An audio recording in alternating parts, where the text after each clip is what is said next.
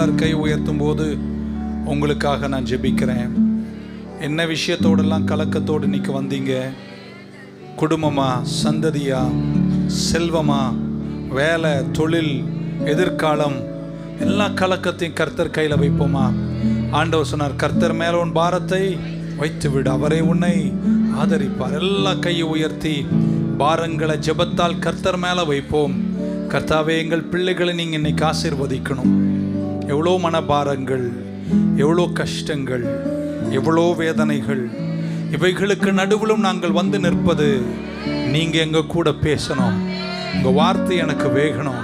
இந்த வழியில் நான் போவதா, போவாமல் இருப்பதா, இதை நான் செய்வதா, செய்யாமல் இருப்பதா, இதில் என்ன ஆபத்துகள் எனக்கு தெரியவில்லையே, இந்த பாதையில் என்ன சர்ப்பங்கள் என்னை முடிக்க காத்திருக்குன்னு எனக்கு தெரியவில்லையே.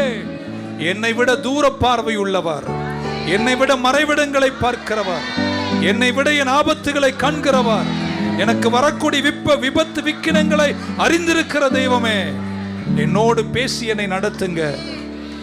நீர் இந்த பாதையில நான் போகக்கூடாதுன்னு நினைச்சீங்கன்னா confirm your word to us. இன்னும் உம்மை சத்தத்தை கேட்கிற ஞானம் எங்களுக்கு கற்றுத்தாங்க என்று நாங்கள் வேண்டி ஜெபிக்கிறோம். ஒவ்வொருவரையும் ஆசீர்வதிங்க, வெற்றியாய் நடத்துங்க.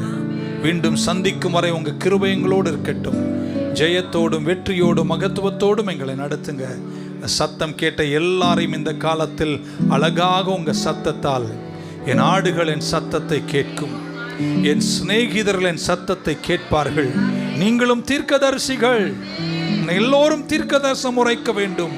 You will hear my voice, I will speak to you. எல்லாத்தை விட நீங்கள் ஒரு நேரம் அமைத்து, ஒரு அப்பாயின்மெண்ட் ஃபிக்ஸ் பண்ணி, on a regular basis என்னை சந்திக்கிற பழக்கத்தை நீங்க வளர்த்து கொள்ளுங்கள் என்று பேசின வார்த்தை நினைவு கூறுங்கள். கர்த்தர் அங்கு வருவார், உங்க கூட பேசுவார், உங்களோடு இடைப்படுவார், உங்களுக்கு வழிகாட்டுவார், உங்களை வழி நடத்துவார்.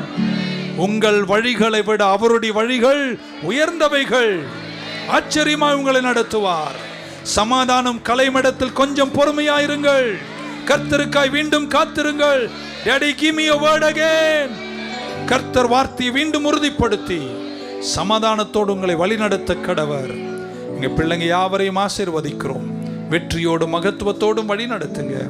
இயேசு கிறிஸ்துவின் நாமத்தில் வேண்டுகிறோம் ஜீவனுள்ள எங்கள் நல்ல பிதாவே.